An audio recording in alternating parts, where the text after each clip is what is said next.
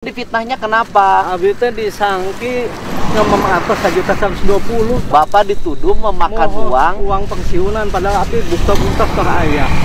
Gini. Bapak bekerja di kantor pos sudah berapa lama? 32 tahun pada 32 tahun mau pensiun. Terus kemudian Bapak dituduh makan uang itu. Uang apa sih? Uang pensiunan. Pensiunan. Oh, orang yang ngambil uang pensiunan ke kantor pos. Iya, Pak. Dituduh dimakan sama Bapak. Iya. Siapa yang ngambil pensiunannya? Ya anak-anak itu. Saya kan sebagai orang bawahan, orang kecil pegawai bawahan kan kader, Pak. Oh. Itu, Pak. Iya. Iya, itu.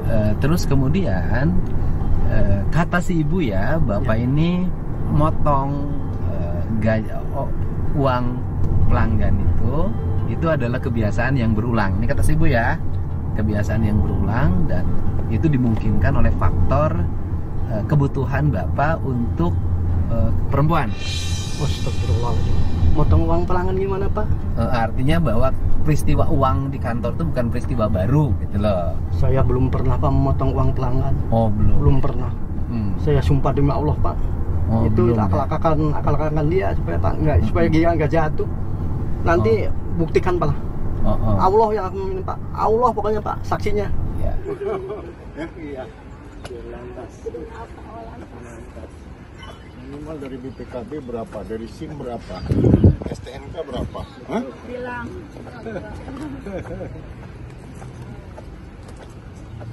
Ke polisi nanggur narkoba.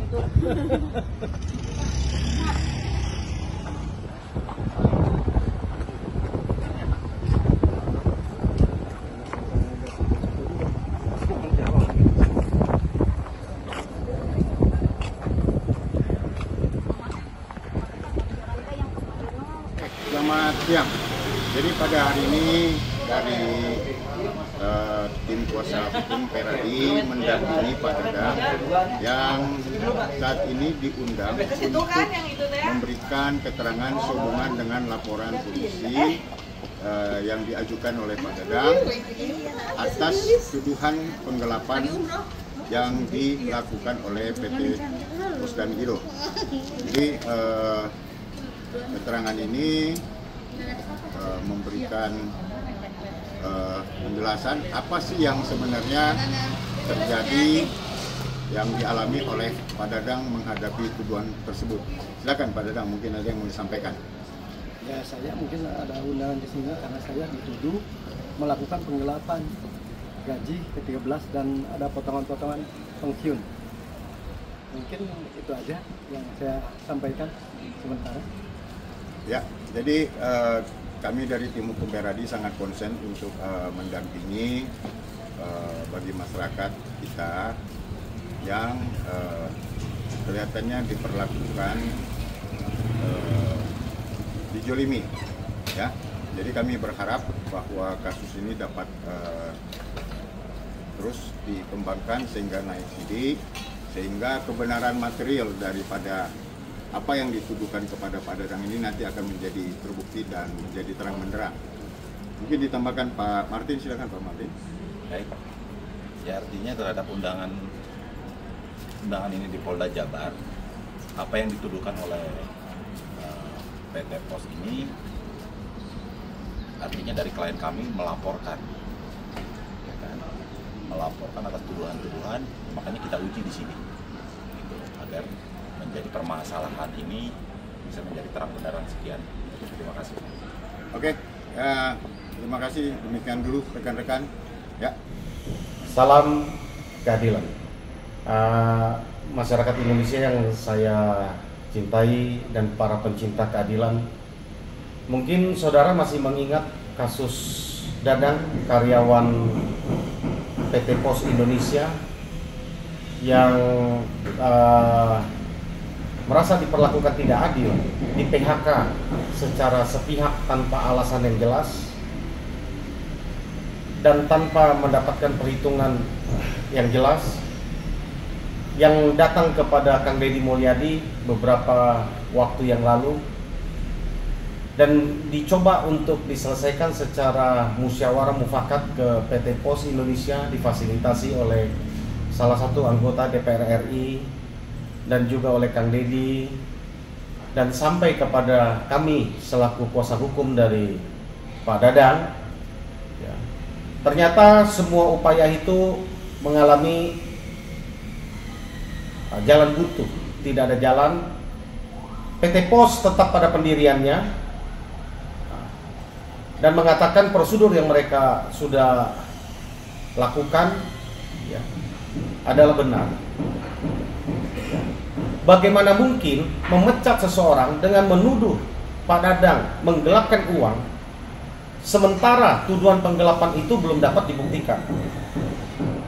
Sementara dana yang dituduh digelapkan itu sudah ketemu dengan Linda dan juga korban, ya, dan sudah dimediasi dan sudah clear. Tetapi dengan selesainya mediasi dengan Linda dan juga yang dirasa dirugikan, dan sudah kami somasi PT Pos Indonesia, bahwa kami ingatkan bahwa menuduh Pak Dadang melakukan penggelapan, menuduh Pak Dadang menggelapkan uang atau apapun, gitu ya. Padahal ini belum pernah diproses di kepolisian, ya. Pak Dadang menunjuk kami sebagai kuasa hukum lewat Kang Deddy Mulyadi. Kami sudah melakukan upaya mediasi untuk baik-baik diselesaikan, mengembalikan Pak Dadang kepada haknya. Sebagaimana kita tahu, Pak Dadang dalam beberapa waktu ke depan akan memasuki usia pensiun.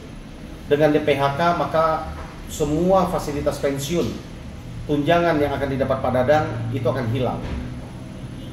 Walaupun diganti dengan sejumlah pesangon, tentu ini tidak akan cukup dan tidak akan memenuhi rasa keadilan bagi Pak Dadang. Semata-mata Pak Dadang ingin membersihkan namanya bahwa dia tidak merasa melakukan apa yang dituduhkan.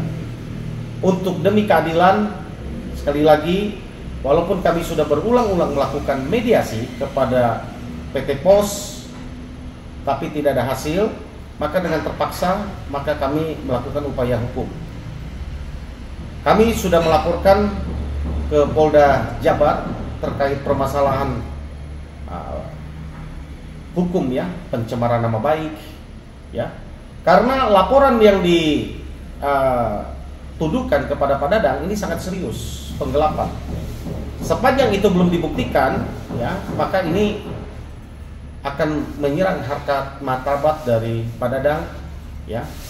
Oleh sebab itu, kami kuasa hukum sudah mengambil langkah seperti yang tadi saya sampaikan, sudah melaporkan kepada Polda Jabar beberapa waktu yang lalu, dan hari Selasa kemarin tanggal 17 Desember 2024, Polda Jabar sudah memulai penyelidikan dengan memeriksa Pak Dadang sebagai saksi korban, saksi pelapor, ya.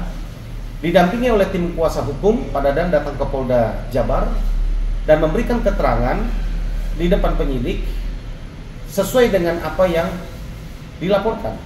Dengan diterimanya laporan ini, maka penyidik akan memulai penyelidikan untuk menentukan apakah ada pelanggaran hukum atau unsur pidana di dalam yang kami laporkan. Kalau ada, maka ini akan naik sidik. Oleh sebab itu, kita tunggu, kita update demi keadilan bagi Pak Dadang, ya. Upaya hukum yang kami lakukan tentu semata-mata untuk mengembalikan harkat martabat dari Pak Dadang. Ke depan siapapun tidak boleh ada kesemena-menaan, ya. Rakyat kecil yang tidak mampu, rakyat miskin, ya. Kami mendukung program dari Kang Deddy Mulyadi selaku Gubernur terpilih Jawa Barat, ya, untuk membela rakyat yang terpojokkan, rakyat miskin yang tidak berdaya di mata hukum. Maka kami akan bekerja secara all out untuk membela kepentingan mereka, ya. Mudah-mudahan upaya hukum yang kita lakukan dapat membuahkan hasil. Sekali lagi, kami tidak ingin menempuh jalur pidana ini sebenarnya, tapi berulang-ulang kami sudah bercoba untuk memakai jalur mediasi, tetapi rupanya belum berhasil. Untuk itu, mari kita kawal terus dan salam keadilan. Karena supaya apa?